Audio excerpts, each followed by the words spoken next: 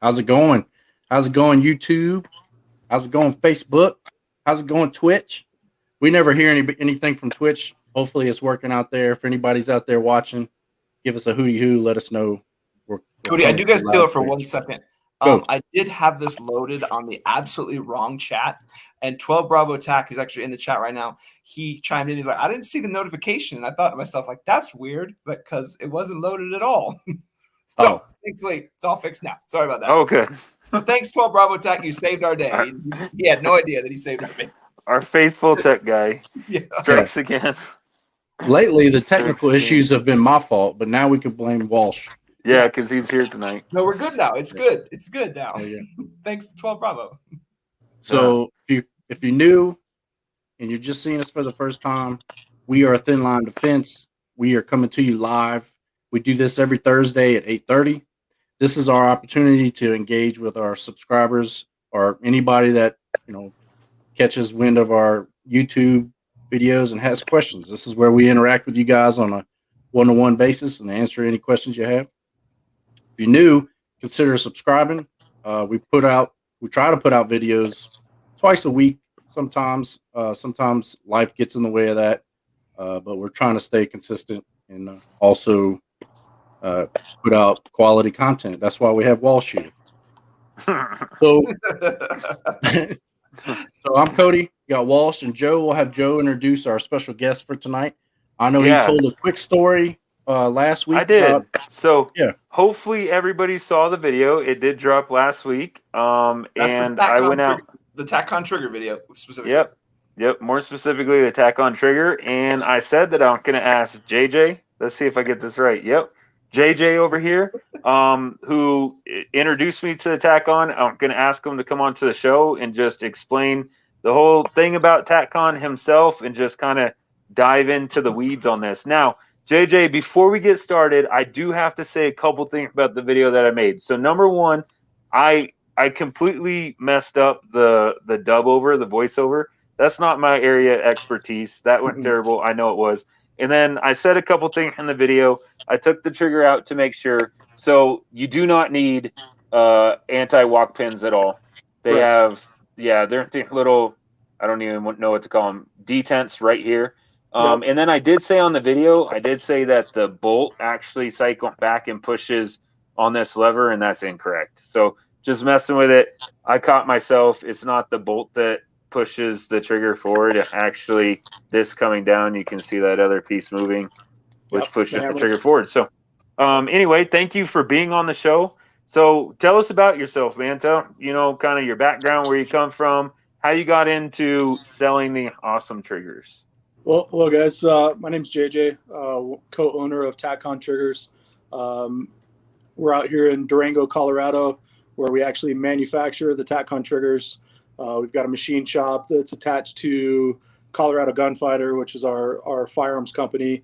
So we're a full service Class 3 gun store, all the cool guy stuff. They call us John Wick in a John Wayne town. So definitely take that as a compliment here in Cowboy Town, Durango.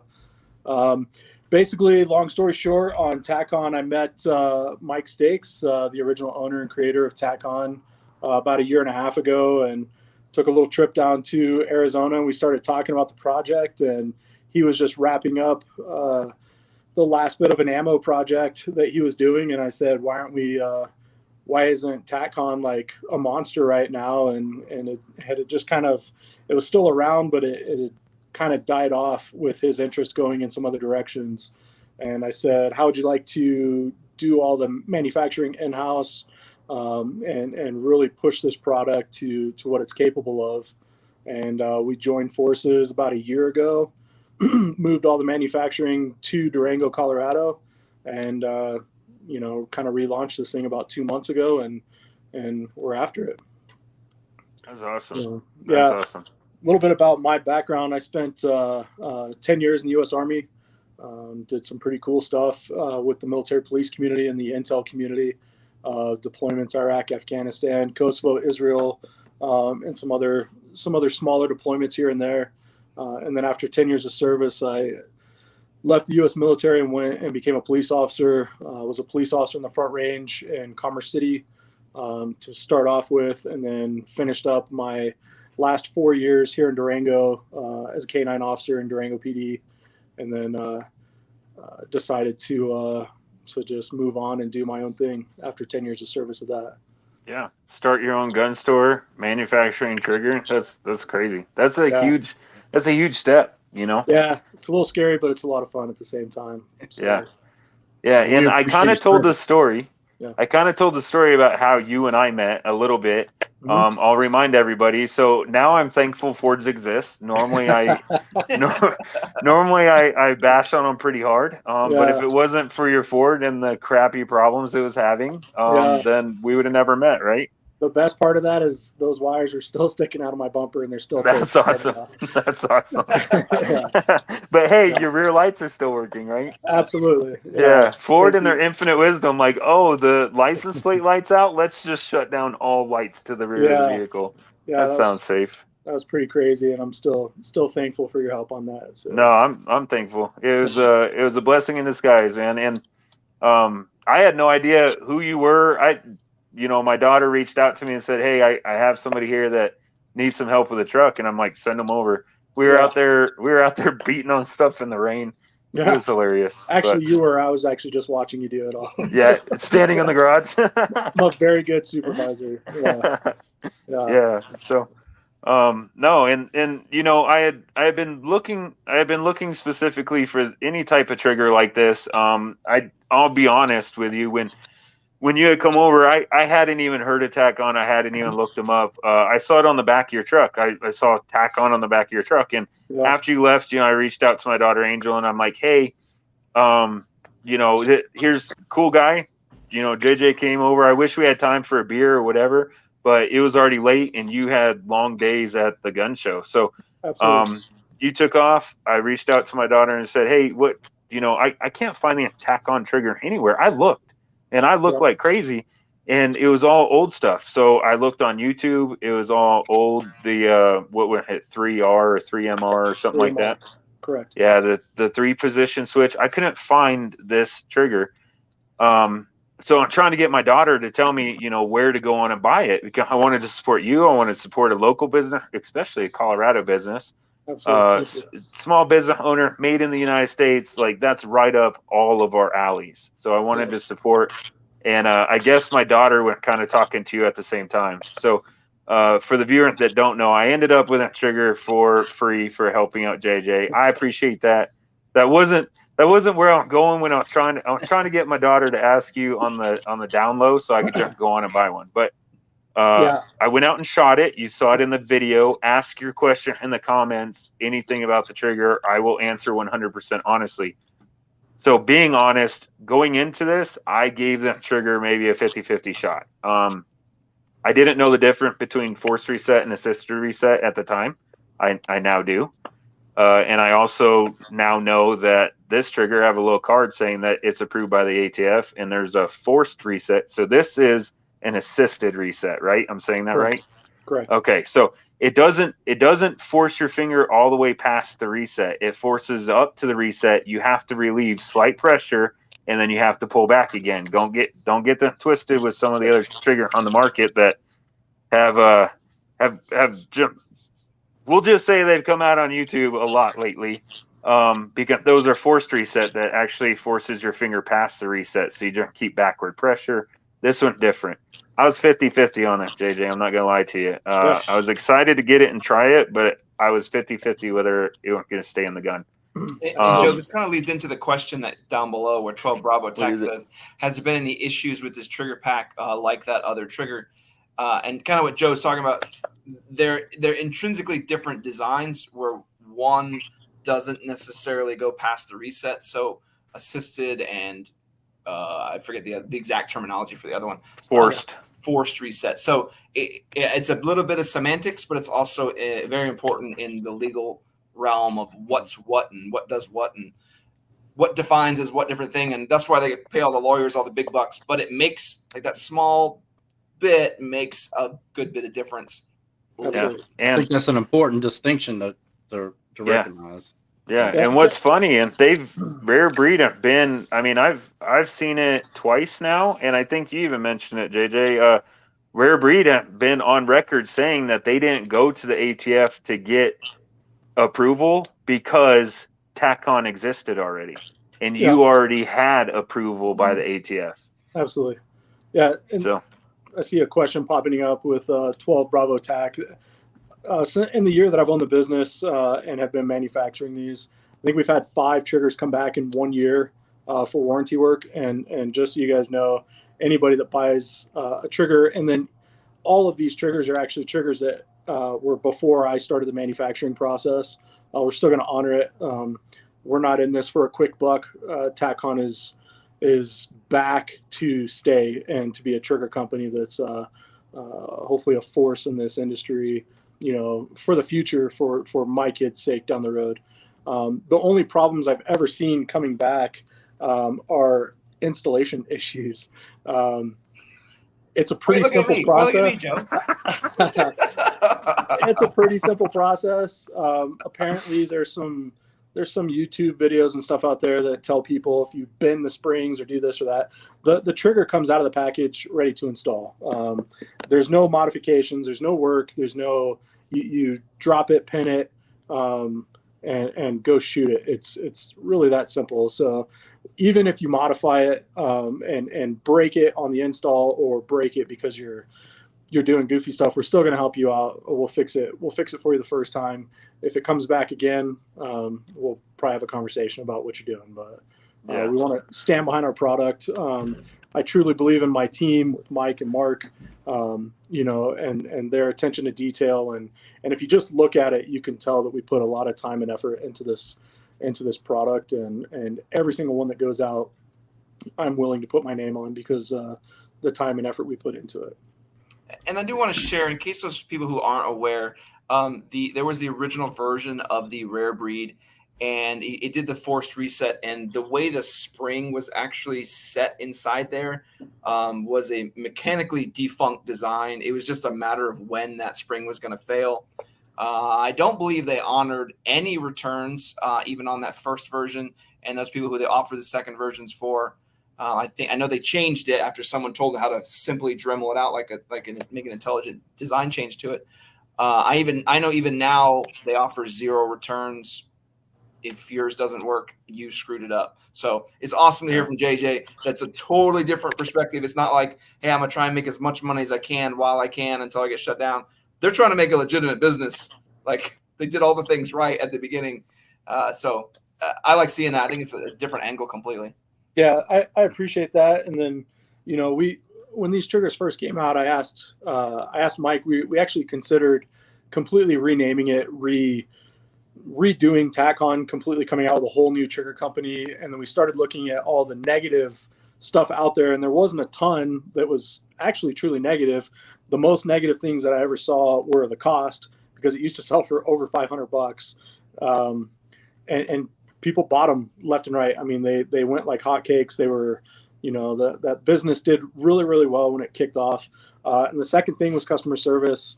And with that, we make sure that we're answering all the questions out there. You buy a trigger at coloradogunfighter.com. It's usually shipped that day or the next business day. We don't have triggers on our website if we don't have them in stock. So we're not going to take your money and then put you on a list.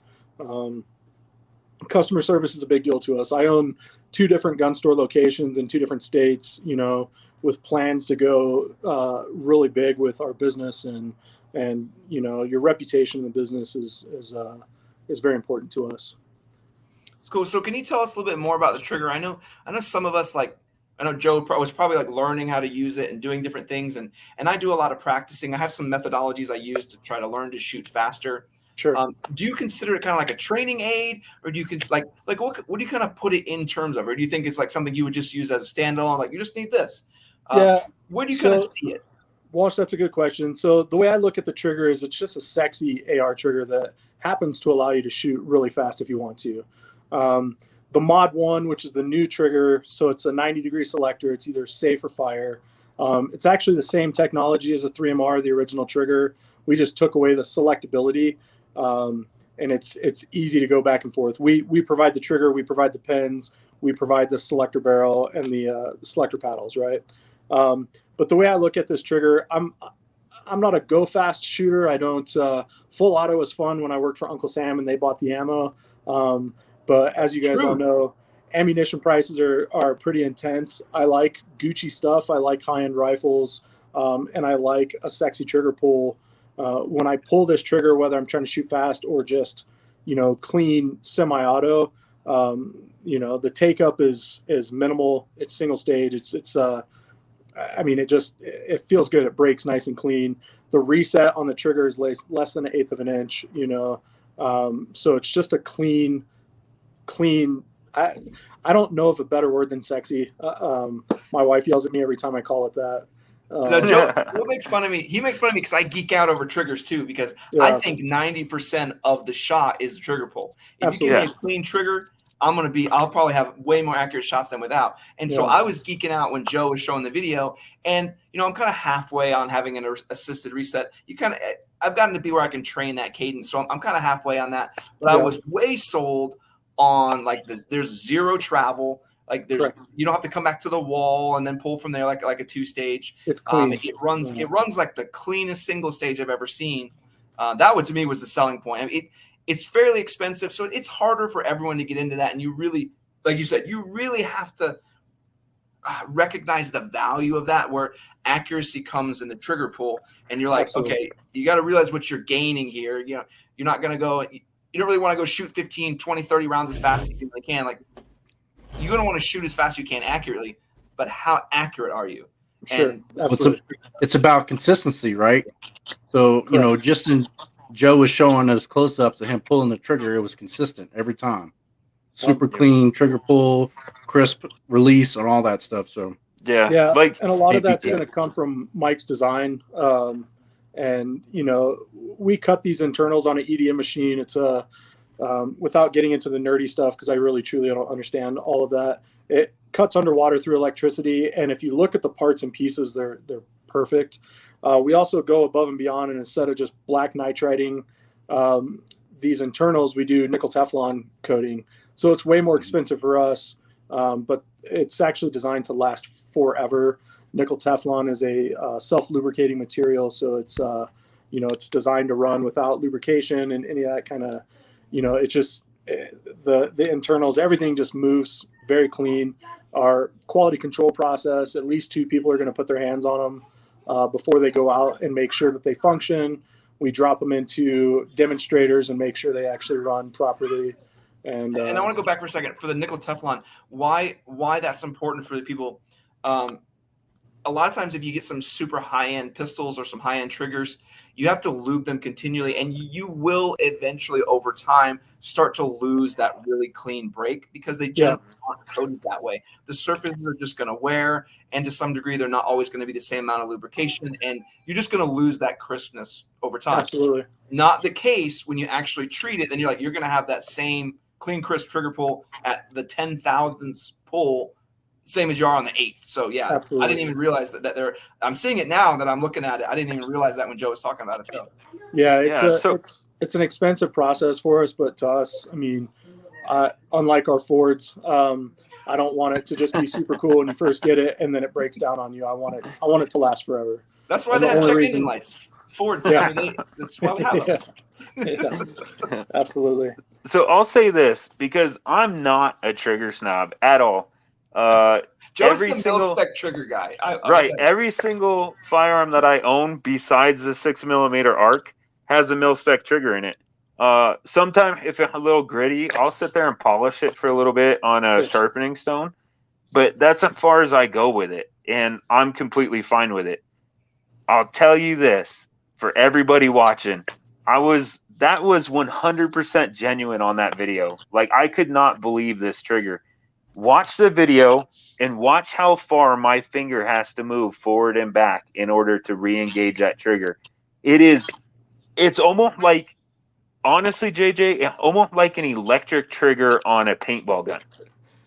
That's what it feels like. It feels like a little micro switch. Yeah. Did you? Yeah, it feels like a tiny little micro switch. And when it pushes your finger forward, I didn't even realize they weren't doing it. Yeah. I didn't in the video. It's hard to even see it. It's hard to see it. So I made a joke on the video mainly because Walsh likes to take pistol and run the trigger and see how awesome they are. That was a stab at Walsh if nobody knew. That's right. I'm the same guy. I am a trigger Yeah. snob. It's okay. So, but on a serious note, like I said in that video, if you like that just crisp, just shelf right there, and then the smallest reset that I've ever seen in a trigger, and you're immediately back on the shelf. Like, you don't have to find the shelf of this trigger. I can't even explain it. I can't put it into words. Oh wait, so Joe, that is awesome to have. Weird. I'm not talking to you. I'm not talking to you until you shoot this one. Until you shoot this one, then I'm not talking to you, because Let me try that one. Let me try it. With that, a lot of people, they talk about that, right? But whether it's half an inch or 7/16 of an inch, right? Sure. I'm just throwing out random number. It doesn't matter because you're still having to travel that far. Absolutely. So no, I don't see the point in buying a Geisley trigger. I'm sorry, I don't. Throw it in the whole pile with like all the Daniel Defense stuff and everything else. I'm not going to buy a Geisley trigger because I think it's way too much money for what you get. Sure. This is completely different in my eyes. Completely different. I'm sold on this one, Walsh. I'll give you that one. I'll eat crow on this trigger. And I'll say I haven't tried. I haven't tried that one, so I can't really say anything left or right. I'll have to try it out. Once you try this, you're going to be like me. Now I want to buy like 3 or 4 of them. I want to put this in every AR that I have. Yeah. I would really be interested to see this trigger in a like precision rifle. So we've actually talked about some of that stuff. I'm a big fan of the SCAR, and we have there's a bunch of ideas and designs in the works. We do. My gun store does a lot with Rocky Mountain Precision rifles, and Dustin Crandall builds a custom, super clean carbon fiber rifle, and we've looked at doing some rifles for him, some triggers for his rifles. And then that being said, Joe, we do have some other designs coming out soon too. This week we'll be testing our flat face trigger, flat boot trigger. We talk about that. Yep. And then so I've been getting tons and tons of requests. Are you guys going to do a flat trigger? Are you going to do a flat trigger? Add one more to the list. Yep. So we're down to 2 designs. We're going to shoot them this coming week. We've actually already got them made, so we're going to run them. And then the only difference is they're both going to be flat triggers, and then one has a little tip on it, and then like an indicator tip at the end of it, and then one's just super down clean. here. Correct. Just at the bottom of the trigger, kind of 45 degree-ish or something. Yeah, it's just a little, I don't know. I feel like my trigger pull's in the middle of the trigger, but some people want that little indicator, that little knob at the bottom. So we're going to play around with those 2 ideas this coming week, and then we'll launch that trigger. And then the one thing I keep getting hammered on constantly, and that has a cult-like following, is all our AK fans out there.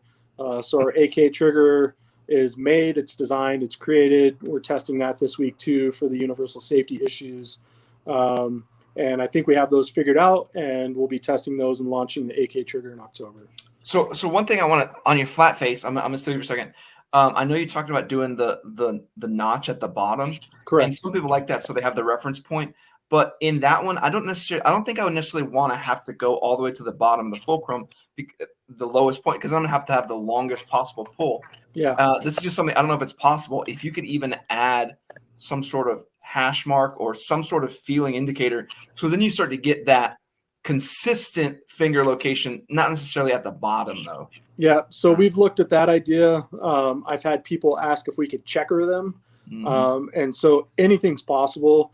The machine that I bought, Mike and Mark, is called a Swiss screw machine. This thing will do some pretty intense work on top of the EDM stuff that we do.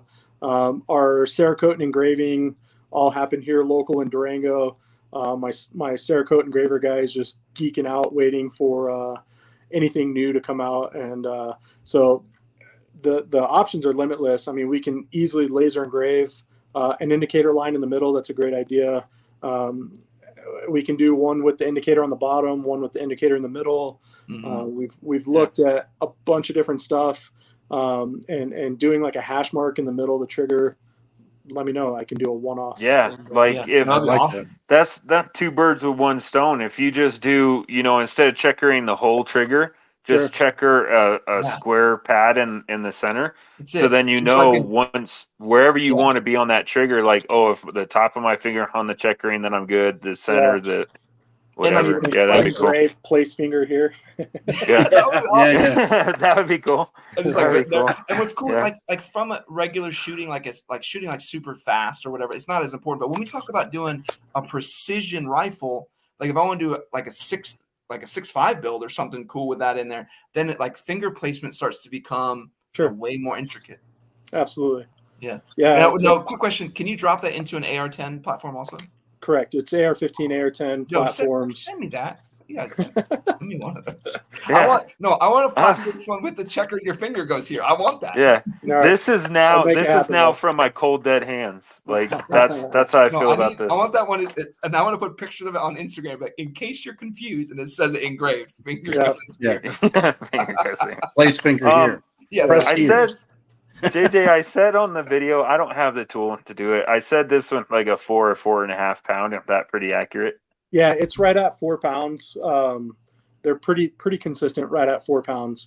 The flat trigger, last I heard with Mike, we're changing a little bit of geometry on the internals, and that's going to be probably a 3 pound trigger, maybe 3.5 at the most. But the flat should be a lighter trigger pull, and then just the flat trigger itself gives you that feeling of a lighter pull anyways. But even on this curved one, the Mod 1, it's the cleanest 4 pound you'll feel out there. I mean, it's I'm telling you, I have a CMC 3 pound flat face trigger in my 6mm arc, and I love that trigger for a precision rifle. I love that trigger. Yep. This felt just light. I was guessing on the 4 pounds, but it felt just light on a 3 pound trigger with a straight bar. It was awesome. Yeah, 4 pounds. Sorry, I'm turning my lights on, guys. It's getting dark quick. So no, you're fine. And Misfit made a good comment too. He's like, Misfit's one of our great viewers. I love interacting with him. He's always trying out some cool stuff too. And he's like, this is my Arrow A10 308 would be amazing. And Misfit, that's where I'm at. I'm thinking 6.5, but a 308 just as good. You could take those fast shots, and then you have those crisp, accurate, repeatable shots. Boom, that's where my money is. I'm with Misfit on this one. Yeah. There's already dropped the link for their shop for Colorado Gunfighter in the chat. So you guys go check that out real quick. Yeah, anybody that wants a trigger can go to our website, coloradogunfighter.com. The Mod 1s are on there. The flat triggers, as soon as we nail that down perfectly, we might have a little bit different packaging for that one, but it'll be the same quality, same everything. It's still us. I've heard a lot of people out there saying that Tac-Con was gone, and we're definitely back, and we're back way stronger than we were before. Yeah, back with a vengeance. Because I'll be honest with you, when I first saw this, I'm like, oh man, I kind of wanted a 3-position trigger. And now that I've used this, there's no way that I'd want this at a 3-position. That's just one more rotation that I have to go. It works like a standard trigger. It's just everything that you want in a trigger, it does it 100 times better. And so that 3-position is still out there. So that used to be the 3MR. So we still make it. It's the T3 now. It's the same thing, a little bit different name. You'll see a little bit different packaging with our Colorado Gunfighter logo around the Tac-Con logo, made in Colorado, all that good stuff. So I don't have the T3s on our website just yet. They will be, I think, actually maybe tomorrow. We've been struggling with the website since we relaunched it, and those will be up soon. And then, like I said, the flat trigger will be available on our website at coloradogunfighter.com very, very soon. Yeah, because if I had to pick one, so this one, blue, you can see it. You said it's Cerakoted, correct, JJ? This Correct. is Cerakote. So it's Cerakoted and engraved on both sides. If I had to pick the trigger for all of our viewers out there, I would get the 2-position. I wouldn't bother with the 3, one extra step. I would get the flat face trigger, and being at 3 pounds, that would be perfect. Just all you got to do is decide what color that you want. I mean, that's how simple it is, and it's drop in. It is so easy to just drop in. Walsh, full disclosure, I had this in the gun maybe 5 minutes before coming on air. Yeah. And I said, "Hey Walsh, can I show just a lower with the trigger in it?" And he said, "No, probably not. YouTube doesn't like any type of gun." I'm like, "Well, I'm gonna rip this out real quick." And he's like, "You can do that in time?" I said, "Dude, this is so easy to remove." And I will give you this. So even I've installed the drop in without Joe's help. Like he was like, "Good job, Walsh." But even I was able to do it. A drop in, you literally put it in, and Joe said to me, he's like, "Walsh, you may want to get anti-walk pins," which is even cooler with this one that you don't even need those pins. You don't need them. Yeah, the pins, the sleeves that are inside that kind of hold the trigger together have a little built-in D pin, or it's like a D ring. And that clips onto the pins that we provide in the triggers. So, Awesome. yeah, there's nothing. Everything that comes in the packaging is everything that you need to install the new trigger, including a little Allen wrench to put your selector paddle on. So, man, this thing is Walsh proof. Right? Tell you what. So I'm trying to show it on the camera. I don't know if I'm going to be able to, but there, you can see that it's kind of straight right there. Yeah. That ain't the little pin. Yeah, that now you can see it. That's the little pin. And if you've ever looked at the pins that go into an AR, they have a slot in each side of the pin, and that pin just locks into right there. I don't know why you're pointing with that dull knife. I know, right? Dude, this knife will cut your face.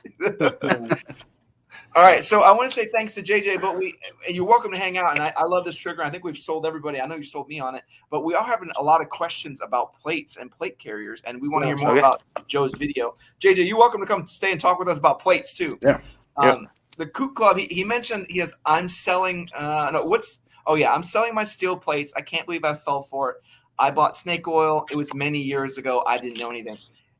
Misfit actually later on, I saw in the comments, he actually commented down there too. We all did. At some point, we all end up buying some steel plates. I had AR 500 plates. That's what I started with. We didn't know any better.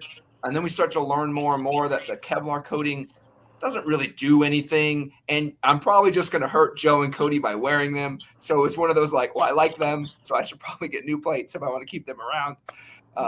But we were all there, and you'd be interested, like, the steel plates sell pretty well because there's other people who don't know, and I think I got most of my and they're cheap. They're cheap. Everybody, and steel stops rounds like nothing else out there. It does a great job at stopping a round, but then it breaks it into a million pieces and it goes everywhere. If it's just you in a room of bad guys, it's perfect. Like that's what you want to wreck the whole room. If you're gonna send me into, if I'm gonna infiltrate into the bad guy camp and then I'm just gonna stand there and give Walsh a signal to shoot me dead in the plate and hope for the best, like that's one way. I mean, we call just it a walking claymore for a reason. Yeah. Like it was crazy. So JJ, I went out with Sean from We Like Shooting, you know him. I did. And we had 3 level 4 plates from LA Police Gear. And then just for giggles, we shot a level 3 steel plate and we put a cardboard box around it just to see what happened. Sure. And like the bottom of the box, it cut the whole flap off after like 4 rounds. Yeah. And Joe, someone asked me in your video, and I commented on it. They're like, well, what about a plate that has spalling on it? And I was like, listen, it doesn't matter because those rounds, as we were showing, they ride along the edge of the plate. Mm-hmm. So they're going to cut the spalling along the edges. Like it's going to look like it's catching the round. You're like, look, it caught the round. It's not there. Like, yeah, because it went through it and it slid underneath all that and shredded the sides. And so here's the thing. Probably stopped one. I didn't show it because Sean went testing out some stuff or whatever, but he had a plate that had like Kevlar mesh all around the plate. And did it reduce the spalling? Yes, it reduced it. I will give it. It's the best steel plate that I've seen in person on reducing the spalling. But did it eliminate it? No, it didn't. So if you want to argue the point, well, if I take a steel plate with the Kevlar around it and stick it into a plate carrier, then will that stop it? I don't know. Good luck. You're rolling the dice. I don't care if the odds are 10-1 in my favor. I'm not going to wear it. because that one time I'm that guy, right? That one time, and you're done. I just don't do it. If you can get LA Police Gear plates, you saw what they can stop, right? And you can get them for $100 and they weigh 6 pounds. Why would you ever buy steel? And even if you want to go, like I like LA Police Gear. I think their plates are perfect. We have our discount code TLD 10 if you want to save on their plates. Even Hesco 4401s, they're like 7.5 pounds. They're like 130, and we're not talking a ton of money, and we're talking like actual legit level 4 ceramic plates. Yeah. The steel market doesn't make any sense to me. So $60, you can save $30 and murder your friends, and you cut your throat open. Like, sweet. And lose your manhood downstairs, because that's where it's going. Too. Like it's just a mess. I'm really glad that we did that part in that video. And really all I was doing is trying to prove why we call people with steel plates walking claymores. Mm-hmm. And JJ, we're going to flip back one to you. This is probably where things are going to start to go. You're going to see where things go crazy and all over the place. Yeah. 12 Bravo Tac did say, so say just for giggles, if you did put in anti-roll pins, would they affect your trigger in any way? No, you're just adding weight to your gun. It's easy. Yeah. You don't need them. I love it. Yep. You don't need them. Yeah. Yep. Probably someone's like, I have them, so why not use them? Hey, yeah. You got to give us props for this video. We stayed on the rails for almost 36 minutes. Like, yeah. That's got to be a record. People must be listening because even Misfit was quiet. Like Shaw says, I saw like Andrew Shaw. He said hi, but everyone was quiet. Like everyone was listening, and no one was like, "Hey, what would you use if a dog attacked you?" Like, what? Yeah. What kind of toothpaste do you guys use? Yeah. What beard oil is Cody using? JJ, what comb do you like for your? No, we love you guys. This has nothing to do with anything. You guys did awesome. I'm like Walsh was saying, you guys were very attentive. Like, ooh. I'm impressed. Usually they're way more all over the place. Yeah. So I'm thankful to LA Police Gear. So I teamed up with Sean from We Like Shooting because he had a couple of plates, I had a plate, and why not shoot 3 plates instead of 1 or 2? So I'm thankful to We Like Shooting for letting me collaborate with him on that, and then I'm thankful to LA Police Gear for sending me their plate. I told them, we tell every company, and we've had companies say no thank you because of our approach. So our approach is, hey, I want to review this, blah, blah, blah. We do our little spill, but be aware we are 100% honest, and no matter how it turns out, we're releasing the video, and I'm going to say my true thoughts on it. And it may get shot. And that's and it may get shot. If it's going to Joe may shoot it. If it's really bad, if it's questionably horrible. I didn't tell JJ that before he gave me that trigger. JJ, I think the trigger's safe things. Yeah, it's safe. It's safe. Yeah, I have a tendency for things I don't like. Did you? I haven't. Yeah. Oh, well, they're always a first. Nothing surprises me in life anymore. You said you'd back it. I'm just saying. Yeah. Absolutely. So even listen to Misfit. He was like, I was focused. JJ had great info. I'm in the market for a trigger, so I'm taking notes. So Misfit, I know Joe. It's interesting that Joe reviews triggers. It's kind of like me. Like Walsh reviews the optics, but he knows the least about optics or plate carriers. And Joe reviews triggers, and he is not a trigger snob at all. It's kind of interesting the roles we have. So I would love to get a hold of one too. And Misfit, if you get one, I'd love to have you come in. You came on a chat once before. If you end up getting one, you should come on here and tell us what you think about it too. I'd love to hear what you say. I think that adds validity to the trigger. I really do. If somebody like me that could give 2 craps, like stop complaining, stop wasting your money, throw a mil-spec trigger in it, get used to it, and go and fire it. It's a battle rifle anyway, just go and fire it. If me having that standpoint of like, okay, now I want to replace. If I had one of these for every AR that I own, would have one in it. Thank you. I don't know. You were kind of a Glock hater, and now look at you. Yeah. Well, I'm still a Glock hater. The Gen 5, a different angle. I'm still kind of a Glock hater. But you are also like you're like the red dot guy now. You're the fancy trigger guy. Right. Like I don't know right.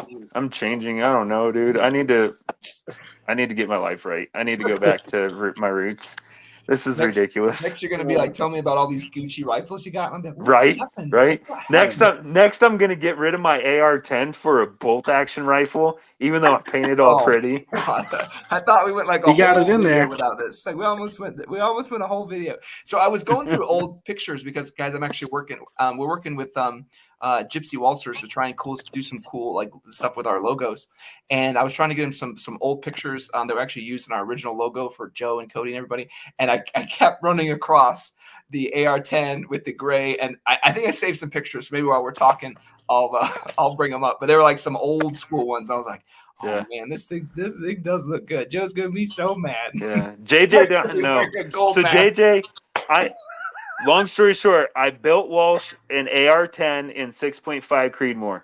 I painted it all nice. He wanted the crazy paint job. I changed the paint job a little bit. I made it look awesome, even though I did went crazy. And I send it to him.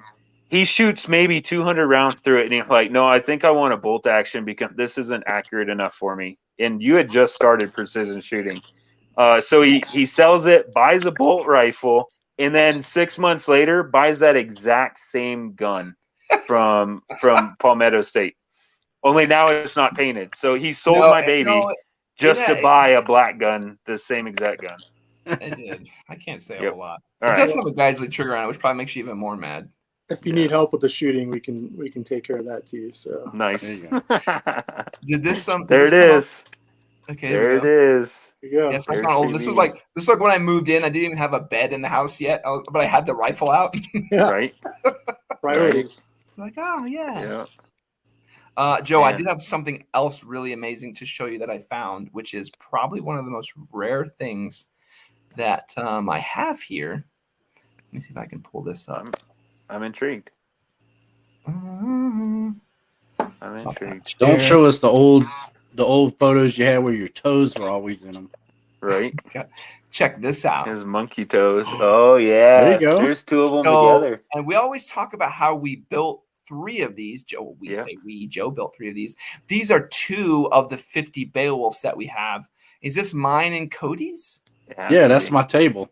Yes, right. Yeah. So this is 2 of the 3 50 Beowulfs that we have, all done in this burnt bronze hex pattern.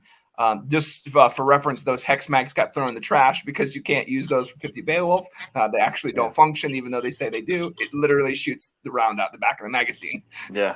So the bolt when it's cycled backward, it rips the round out the back of the magazine. Don't use hex mags. And it goes to ride forward, and just nothing happens. Like it just jams. Like what in the world's going? Every time it happens every time.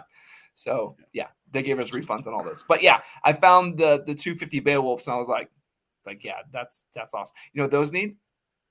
50 Beowulfs with some Tac-Con triggers would be a bad day for somebody. Oh, jeez, I'll fight like 92 X with that thing. I thought you were gonna say you could just sell them and then buy the same exact gun, only black. Yeah, it does suck that I have unpainted rifles. Like I go look at the wall and I'm like, oh, this 20-inch 6.5 Creedmoor from PSA. The first time we took those Beowulfs to the range, we had a dude standing there, was trying to order it as we're standing there. We're like giving him our information, like, yeah, we can do it. We never heard from him, but Cody, remember?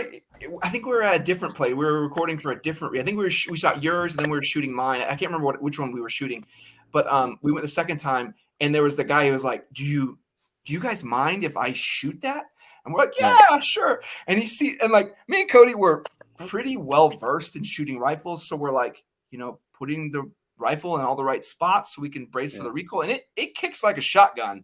But we're sitting there, and even Cody's shooting. He's just like blah blah blah blah, and fireballs everywhere, like it's crazy. So then this guy gets on, and we're like, and he's a good like 6 inches away from his shoulder. Like, bro, you're not gonna want to do that. That's gonna be a bad day. Like, hold on a minute, and I'll punch you in the face. Yeah, so we get them all situated. It's just some random guy at the range. Like we don't even know who this guy is from anybody, and he gets all situated, and he fires it, and it just absolutely rocks him. And he just looks at me like, how are you guys shooting it all crazy like that? It was that same guy. It was the same guy that wanted to buy one. We're like, oh, yeah, you want to shoot it? Yeah. It's like, how do I buy that? How do I buy those parts? Yep. Nope. Custom. That was a custom gun. It was too, like pure, like that was before Arrow made an XL upper. So in order Mm-hmm. to make a 50 Beowulf, Joe had to actually get the measurements and actually mill out Dremel. He had to Dremel it out. And The ejection port to make room for it. And now you could buy them. You just then we'll get them for people. We just buy that actual upper for them. But back then, like ours don't have working dust covers because you had to cut those out. Yeah, I've only built 4 of those. I built 4 of those total. Yeah. Even the fourth one, because Anderson, is it Anderson? Who are those people? Those guys we hate. Yeah. Oh, I don't know. The ones that made the round.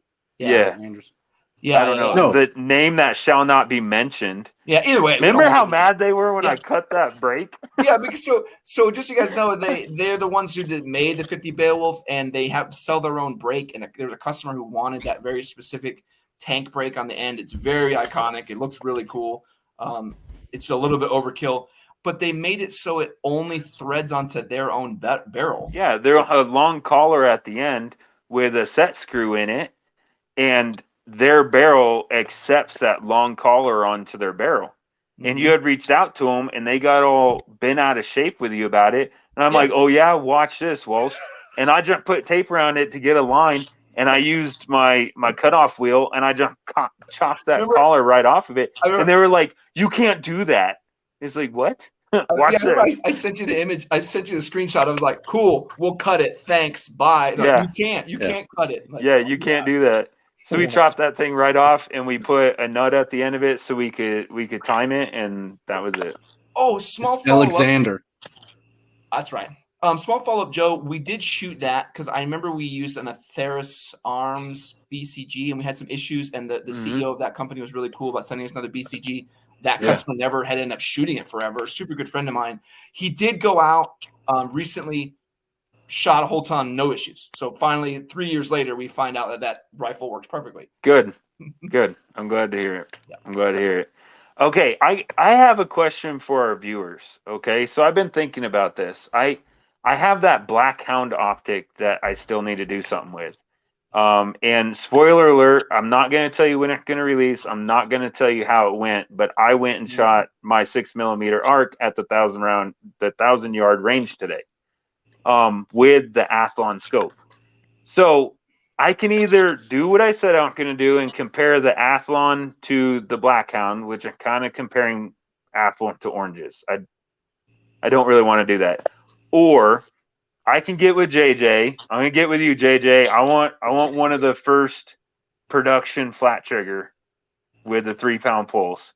Okay. I can drop the gun that this came out of. I can drop that trigger into it. I can put the Black Hound on it, and I can make a precision AR-15 in 5.56 I want rapid engagements from 100 to 500 yards.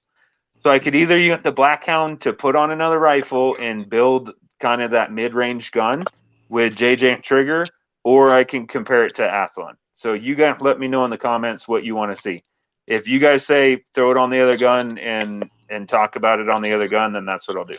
And I'll give the viewers a little bit of sideways on this because I think we talked about it when we were actually on, when they were on here. The scope we have is a what do they say? Not defect. It didn't pass QA, so it wouldn't have been sold to a customer. So it's just an extra one that they sent to us. It's like a blimp. Joe told them they're going to shoot it. They're like, if it's crappy, we'll shoot it. So they sent us one that didn't pass their quality control.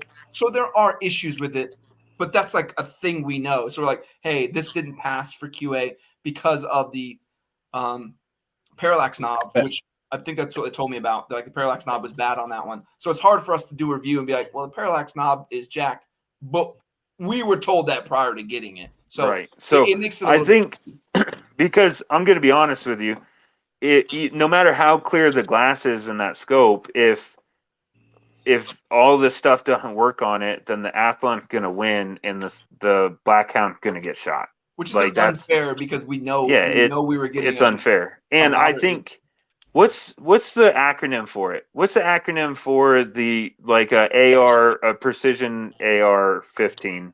What, the DMR or whatever? Yeah, DMR. So I can build a DMR out of my sister arrow. It's a sister to my battle rifle. I can build a precision DMR, put the flat face Tac-Con trigger in it, and then use the Black Hound to go on that. Misfit, I think the magnification was 5x24. Something like that. Something yeah. like that. It's It'd a be normal perfect longer out range. to 600. It'd be Yeah, longer perfect. range one. Yeah. Yeah. So Bravo Attack saying do the rifle with JJ's trigger. Cool. And That's Joe, one vote. it's gonna be interesting because if you do that, I'm gonna do a cool comparison because I have that 20-inch 6.5 Creedmoor, but I want to do that same closer engagement. So I actually have a 2.5 to 10 that I like way better than the LPVO. I think that is way cooler, way more exciting than doing like a short barrel 6.5, with a 1x. It'll be stupid. So yeah. I kind of want to do that same kind of thing, but doing like a 2x10 or a 3x16 or something like that same thought. So maybe we can kind of put the two head to head. Yeah, that'd be cool. You're gonna lose though. I got 6.5. You got 5.56. Exactly. I'm just gonna pay more money.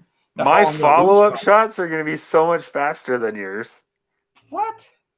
A 6.5 Creedmoor recoil way more than a 5.56, bro. All right, I got some cool toys on mine. This is gonna be a fun challenge because I'm already in. Yeah, and now I have an awesome trigger to put in it. So listen, you don't have a leg up on me anymore. JJ too.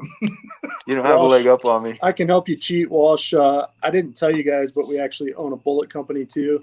And so you can ask Sean about the custom 6.5 Creedmoor we gave him to try out at a shooting school. So we turn solid copper monolithic rounds that are perfect. Yeah. We're actually launching those next month at King of the 2 Mile in New Mexico. So it's awesome. Yeah, we gotta get together. And Misfit's talking about. I'm really happy with my Swamp Fox 2x10. I've been running the primary arms 2.5 to 10 Griffin. That thing is awesome because it gives you like the normal horseshoe and reticle. But then as you zoom in to 10, it gives you the full mil dot, everything just like you would get on a 5x25. So yeah, Misfit JJ's got ammo too. He's got everything. Yeah, right? I have no life either. We got some people excited about that. Yeah. Yeah. Wait a minute, custom. Yeah, what am I gonna say? I forget now. I don't know. Oh, they mentioned the name that shall not be mentioned. Swamp Fox. Oh yeah. I have heartburn with Swamp Fox right now. So a little bit back. We've all bought some of their stuff, the older stuff. So we reached out to them. We're trying to work with Swamp Fox, and they are ghosting us hardcore. Like I can understand if you want to say no, you get 5,000 subscriber, you guys are too small for us to waste our time with. Like I would completely respect that answer, but to just ghost us after what? It's probably been a year and 6 different emails. Like not only that, Optics. I give Vortex Optics grief.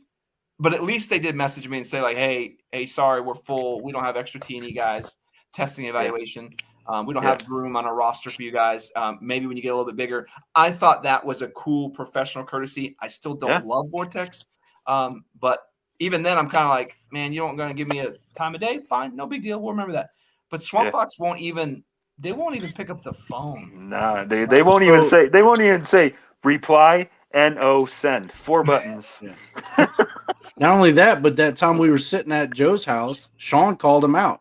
Didn't he text somebody? I was like, "Hey, man." No, that was our. No, was that something else? I don't want to put the guy else. on blast. I like No, that guy. no. That's a different rep, but he's the other rep is really busy. I really do like him. He gave us a lot of good step forward. Yeah, so we're still hopeful. I say the name that shall not be mentioned because if I buy another Swamp Fox product without them answering, you're going to know it's a Swamp Fox product. I'm going to take a Sharpie and color over all of their logos on the entire product. So if you see something with sticky notes on it or just crude marker on it, know that a 2-year-old didn't get a hold of it, that I'm not being irresponsible with my weapons and letting kids color on them. I colored it. Hey, Cody, go back one real quick. They were asking about the name of JJ's store. So some of the people I put it in the chat. Oh, okay, yeah. Yeah. So Colorado Gunfighter is the name of the shop. Is that the name of all your stores? I know you said. No, so Colorado Gunfighters are Durango location, and then Wyoming Gunfighter. We have a gun store in Alpine, just outside of Jackson Hole. So it's an actual storefront, and then potentially, there's a rumor, Idaho, Texas, and Tennessee gunfighter coming soon. So My brother's Oh, in wow. Tennessee, and my brother gave me some cool stuff.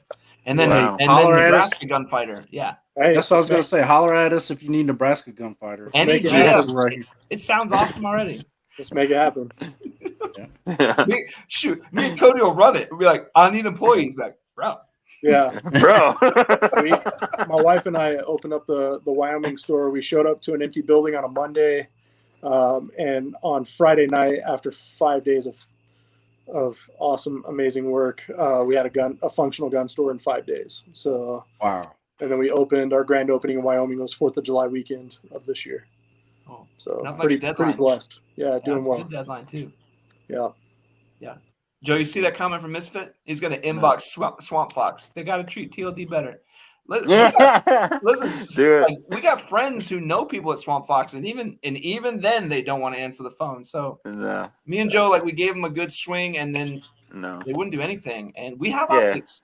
Like, And want to show you guys. I'll be fair. I'm kind of bashing on Swap Fox. I mean, I have three of their products right now. And I think it's just that they're busy, and when I'm guessing here, but if you put one person in charge of all of that, stuff falls through the cracks all the time. But I am 100% serious about coloring over all their logo with a marker, because there's something I really want from them, a pistol red dot. And if I end up spending $300 on it, I'm coloring it over with a marker. And I'll do some behind the scenes. This was interesting, and I don't know if people realize this. Generally, if we get sent something for free, let it be a plate carrier or an optic, most things we get sent for free. Usually, we sell about 10 of them, right? So let's say it's a good, like, rough kind of what we do. If we get a free product, and generally we sell about 10 of them. You think to yourself, like, well, that's not that great. Like, yeah, sure, but these companies basically had to pay almost nothing for marketing to sell 10 products that they didn't sell before. I've kind of seen that across the board. So when I think about Swamp Fox sending something, they're only going to make themselves money, and then you guys get to see it for free, and then usually we just give it away after that. So it's a win for everybody. I don't know why they don't answer the phone. I don't get it. Don't worry, JJ. This ain't leaving my house. Unless I come visit. Don't worry. Cold dead hands. That's There you go. the way the trigger leaving. So Joe's this is going a to good pat us question. down next time we leave. Yeah. Right? Metal detector wand. Like, Where's my trigger at? empty that pocket. JJ, 12 Bravo Tax asking about that monolithic 6.5 price per round. Yeah, so I don't have a solid price per round. It depends on if we just make you projectiles, which most shooters like to do their own loads. So we can send you just the projectiles, which is super easy, or we can make you custom ammo and do the load development for you. So if you're interested, I can drop my email to them if you want, guys. And it's just jj@coloradogunfighter.com. And I'll figure out exactly what you want. We'll make sure you get squared away. Yeah, and if you email us at Thin Line Defense 2, we'll get you over to JJ also. Absolutely. So that's easy to do. Yep. It's very cool. Yeah. But they're so pretty awesome. So I'm feeling good. Joe finally got 2 videos that he's been talking about forever out. Months. Dude, more than months. How long have I said that I'm gonna go shoot plates, dude? I can't Was that even. last summer? Yeah, No. it's got to be a long time ago. No, it was spring, because that's when I bought my plate carrier. If the government's silly enough to send me money, I'm silly enough to spend it. So that's what I spent my. Yeah, that's what I spent my what's it called on, was the plates. Why can't I think of it? Yeah, I can't remember. Stimulus money. Stimulus, yeah. Yeah. I bought a sword, JJ. I bought a katana and a plate carrier with plates. Like, that's what I bought my. Yeah. That's what I spent my money on. Yeah, every time those checks would come out, our gun store and the pot shop down the street were just absolutely hammered. So, Nice. Oh, yeah. Why wouldn't you? Yep. yeah. Yep. So how is it owning a gun store? Let's go from the trigger stuff. Are you starting to see supply and stuff come back? Are you seeing the demand still way up? Like, how is the market doing in Durango and for you? Yeah, that's a great question. So Durango is only 18,000 people, and we thought we would saturate the market, but apparently I haven't done that yet. We're doing extremely well. Wyoming is its own little monster. That's old America up there, probably just like Nebraska. It's a great climate to be a gun owner without getting into politics.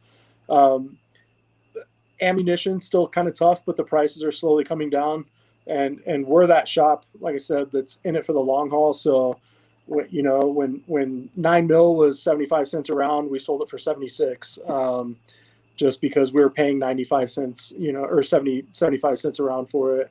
But as it comes down, we mark our prices down. We want to make sure that we're taking care of all our great, good American customers that come into our shops every day. And our reputation is unique. Everybody knows that we're in it for the long haul. It's not a quick buck for us.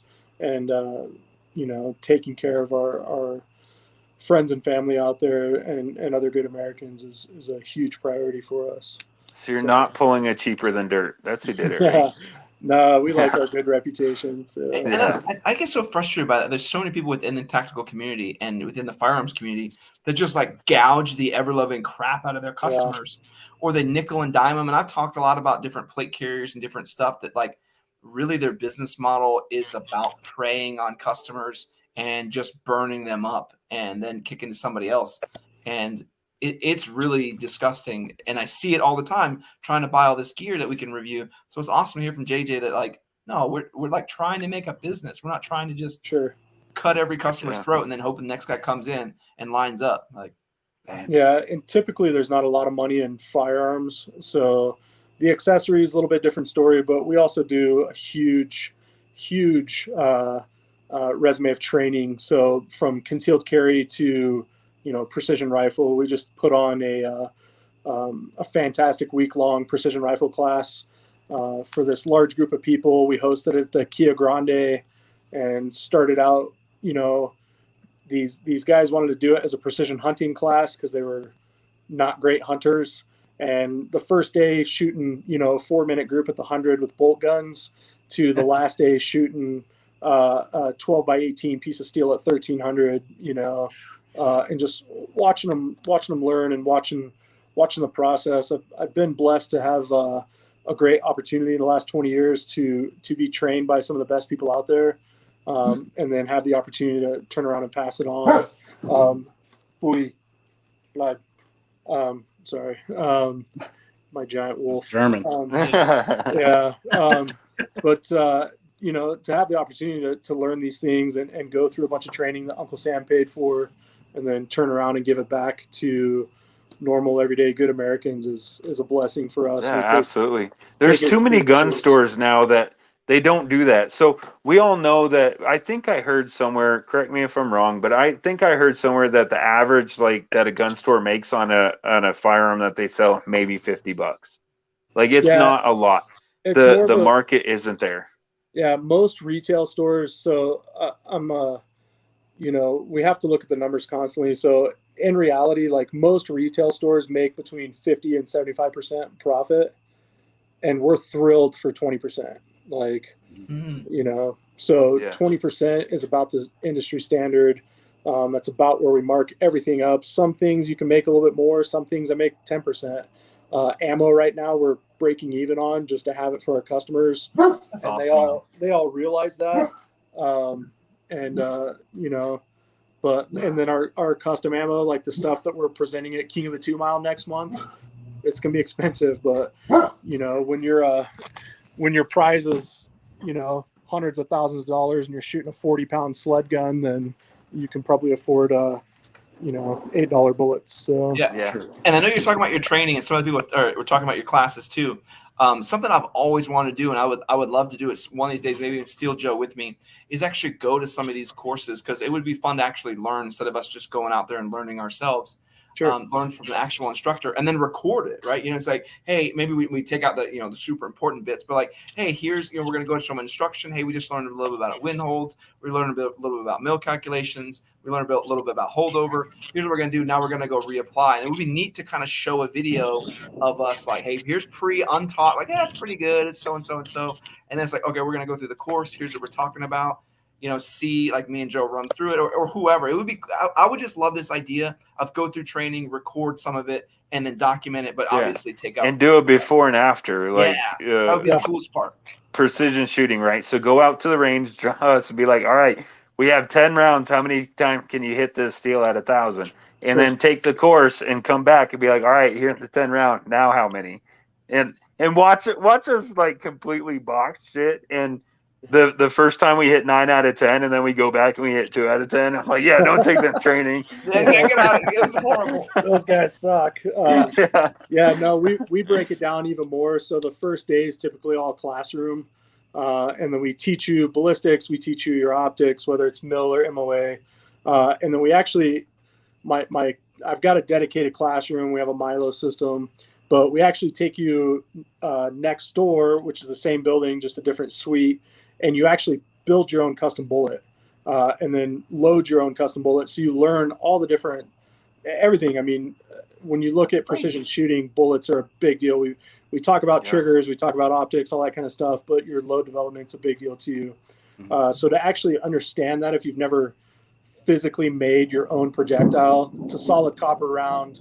You can start with a 12-foot bar of solid copper and you make a really cool trick custom bullet.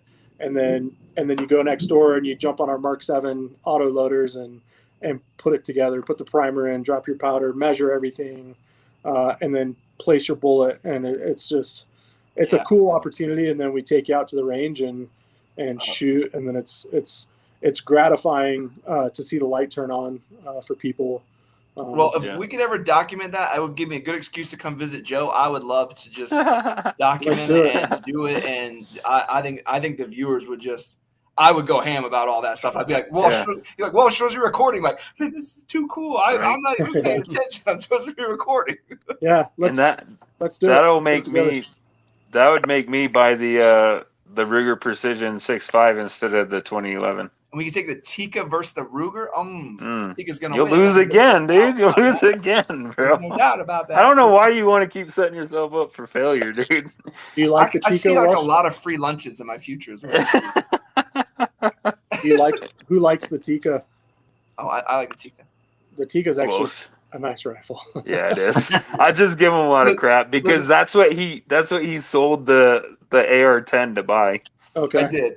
And I'll say this though, I don't know anything about anything at long range. I go out there my first day, first shots, shoot half MOA groups, and I'm like, guys, I don't know what I'm doing. This is a fantastic. Is this good? Is it? Yeah. I don't know.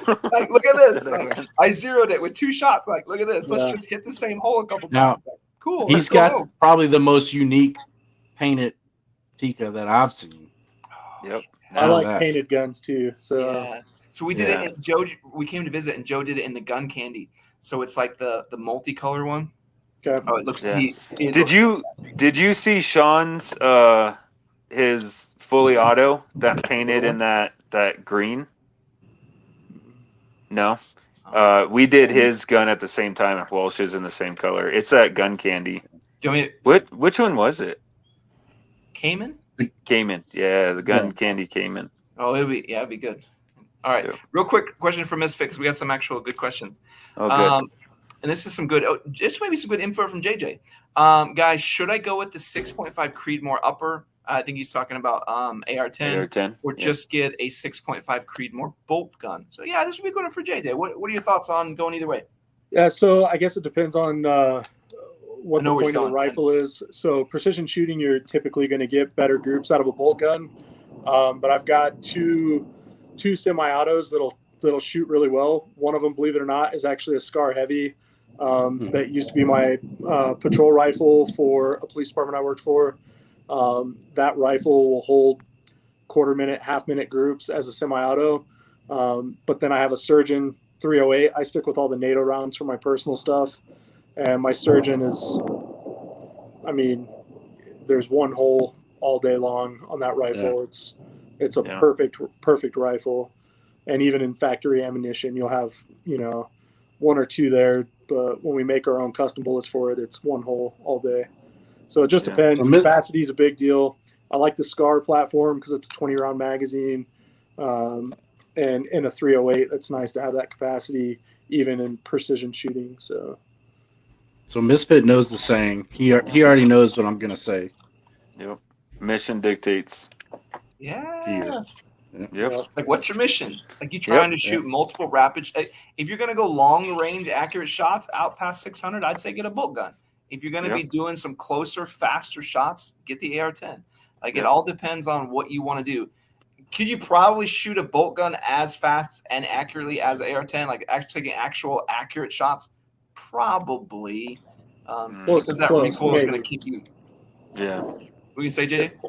I said maybe. I don't know. I feel like I'm about to get hit by lightning. Yeah. I was just gonna say. I was like, man, like, it's I like don't know if you guys can see that or I'm just not. saying. Oh yeah. It looks amazing. It looks like a beautiful Colorado night. That's what it My looks hair's like. standing up. Yeah, but if you're really good, you could run a bolt gun pretty fast. Obviously, you have to train into it. The AR-10 is obviously going to be faster and easier, and you're going to be able to probably have a larger magazine. So those are just different things to think about. My Tika, I have a 5-round magazine. Misfit, I say buy both. That's how you do it. That's the way. Because Misfit's the one with the AR-10 and 308, right? That's what I have, Misfit. Yes. I'm not getting rid of my 308 at all. I'm buying a bolt gun in 6.5. So hopefully that answers your question. So then I have both. I mean, the optic and everything else that you're going to put on top of that other upper, you're just buy another gun. He says he's thinking long range, maybe some hunting. In that aspect, I would say I would do a bolt gun. That's just I would. In that situation. Misfit's got some money. He won the lottery and didn't tell us or something. Right. Because he's saying in here. Tells me about like, oh, that's my third 2011. I like that. I like that one too. I've only tried like 5 of them. I'm like, what? Yeah. I had to He also got the multicam black Safari Land holster. Yeah, he was talking about that. Money Like, Walsh, I'm trying. That's like multicam black. at least a $200 holster. Yeah. Yeah. And like, I got the multicam. I'm over here building my own in my garage because I can't afford anything I'm else. impressed with the quality. I'm like begging Angry Sarge for like a just a hand me down holster. It's not really hand me down. He's actually doing an awesome holster for my staccato. But I have to like beg and steal deals and be like, hey, come on, hook me up. We'll make it cool. Yeah. Misfit's like, oh, I got 3 of those. Yeah, like, oh yeah, those HCM holsters are cool. I got quite a few of them. We love you, Misfit. Hey, what? I'm gonna give you guys a little taste of what happened today. JJ, what if I told you that you could accurately engage a novice shooter that never shot past 600 yards, could accurately engage at 1,000 yards out of an AR-15 platform with off-the-shelf ammunition that went just over $1 a round? Yeah, it's doable. Yep. That's crazy. Yep. Yep. So how many mil adjustment were you, Joe? Like 9? 8. 7.9. That's pretty good. An 8 holdover out to 1,000. Yep. That's an incredible breakdown because that means I know you're at. I mean, what's 6 or 7? You're still engaging 800 or 900 yards. It's somewhere. Yeah, there's a little more gap in that, but it was crazy. It went a little crazy at 675. I had like 4.3, 4.2. Yeah. And then a big gap from as pretty you go much later 700 yards out to 1,000. Now 300 yards, I had to go up like 7 mil, I think. Wow. So you guys I went, well, actually, what would that be? 5 mil. 5 mil. You guys can come down here. We'll take you out to our 2-mile range and let you shoot the KDEX. Oh man, Can we? That'd be awesome. Me and Joe, we're like the best because we're super competitive. But we'll bet like 1 chicken nugget, but then we'll like eat that 1 chicken nugget like in front of the other one, and like, God, this chicken nugget is so good. Like, dude, I'll eat the chicken nugget. Y'all won't even know. Yeah, right. Bet you thought you were getting a 10-piece today. It's Well, you owe me, bro. Like, who ate my chicken nugget? Yeah. So yeah, we'd love to come out and just to make it competitive, even over something stupid. Like, man, I'm gonna enjoy that McDonald's ice cream cone. Like, dude, it costs $1. Calm down. Yeah. It's gonna be worth it. The ice cream machine is broken. JJ, I just want to say thank you for the opportunity with the trigger. Absolutely. Thanks for having me on this. Yeah, thanks for coming on to the show. Thanks for making a great quality product and opening my eyes to it. And I want to say thanks again to Ford for being pieces of crap. Yeah, they made this happen. Thanks, yeah, Ford. that made this happen. Appreciate it. You guys are rad. I appreciate the review and I appreciate the honesty too. I'm pretty proud of what we're doing, and I think they're just going to keep getting better and better as we grow as a company and try to make Colorado proud with a really cool company. So yeah, honestly, that's one of the things that I was super excited about on the packaging. It was like proudly made in Colorado. It's like, yes, Colorado gets a lot of hate. We're kind of like a mini California, I guess. Not bad, but stuff that comes down from California normally trickle in some way, shape, or form to Colorado. So having a gun manufacturer, anything, I mean, we lost Magpul, right? Because of the stupid laws in Colorado. Magpul said, if you do this, we're gone. And Colorado said, we don't care. Well, one person in Colorado said, we don't care. And they jumped ship. So yeah, it's awesome that you're in Colorado and you're in one of the most beautiful parts of it. Yeah, it's pretty cool right here, as long as I don't get hit by lightning. So. Yeah, we drove through Durango quite a few times. Actually, JJ, when I first joined the military, I moved my entire family from northern New Mexico, and we drove through Durango. I was driving an '85 Dodge Ram, towing a Nissan Maxima, Nice. and just from Colorado or just from New Mexico, we only made it to Durango and had to stay the night. Yep. Yep. That poor truck was struggle. It was a struggle bus, but we were moving to Utah back in 2001. Oh, dang. So Yep. that's when days were starting. Yep. Yeah, we drove through Durango all the time. I was stationed in Utah and in Idaho, so every time we would go back down to northern New Mexico, we'd go right through Durango. Nice. Yep. Yeah, it's a cool little town. Well, thanks. Definitely. Thanks, JJ, for coming out. I'll definitely be in touch. I'll shoot you an email. Maybe we can hook something up. I would love to. It gives me a good excuse to come visit Joe again, and I would just love. I think the viewers would love it, dude. I think it would drum up some popularity. Fly out next year, right? Fly out next year. We'll go down and do the stuff with JJ next summer, and then you can drive the Civic back to Nebraska. That's the way to do it. I don't want to fly with all those rifles though. I'm not gonna shoot with your doo-doo guns. You're gonna one rifle. I got a few guns laying around. I'm sure. As long as they're better. As long as they're just better than whatever Joe has. Just like, he's like, you're only winning because I've been eating that chicken nugget. You're eating that chicken nugget. Like, how did that chicken nugget taste when you shot a $10,000 rifle? Yeah. It's delicious. All right. Hey, so we're over an hour and 15. You guys want to wrap it up? Yeah, I say we'll go ahead and wrap it up. We'll call it here. I want to say some of the stuff I'm working on real quick. I got some quick videos. I know I've been doing a bunch of plate carrier videos for you. I'm kind of taking a step backwards, and I'm trying to show you some of the gear that's on them so that as I'm talking about it in plate carriers, it makes sense. I do have the Staccato P video I got coming out on Sunday, and then Joe's got a video he's coming up on Friday. Yeah, actually. So I have one dropping soon, and I'm working on two more. Right? Like, this is crazy. I think what that 5 or 6? You just kept cooking them out all of a sudden. Yeah. So what do I have coming out? So I revisited the Ride-On because I didn't give you guys an honest review of the Ride-On. I put it on the Hellcat. I wasn't changing the sights on the Hellcat. It came right off of that. That's not fair. So I went down, had a slide milled, had new sights bought for my XD Mod 2, just to fit the Ride-On on to go shoot it. And yeah, this will be proof positive that we don't just say positive things, even though we review them. So I have that coming out. I'm going through the video right now for the 6mm ARC, and spoiler alert, I took the Swamp Fox off of the CZ.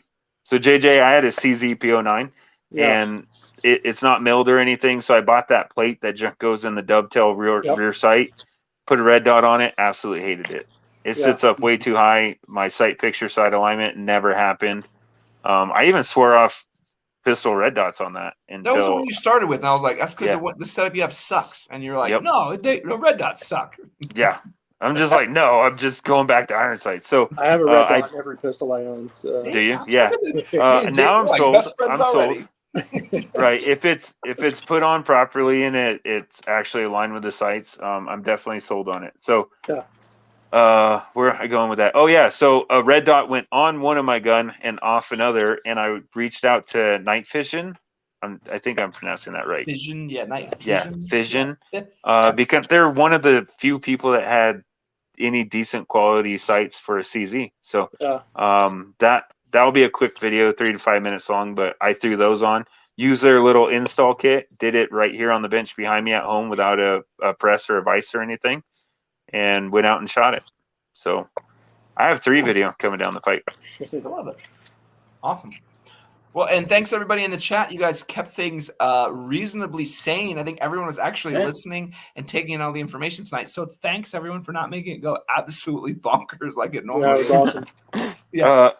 One more thing to put JJ on the spot before we let him go. JJ, if you come up with discount codes, man, we need one for Thin Line Defense. Absolutely. I'm actually working with our website company on how to install that, make it work properly. That'd be awesome. Like I said, I appreciate you guys, and I'll definitely hook your listeners up. Cool. Yeah. We call dibs on TLD. Let's make it simple. Yeah. Well, TLD. There we go. We call dibs. All right. Sounds good, guys. All right. JJ, if you want to hang around just for a second, but Sure. yeah. So Everyone, thank you. All right. Yep. All right, boys and girls, we did it. We made it through another successful live chat. We'll do it again next week, Thursday, 8:30. We'll see you then. TLD Live out. See ya. Thanks, guys.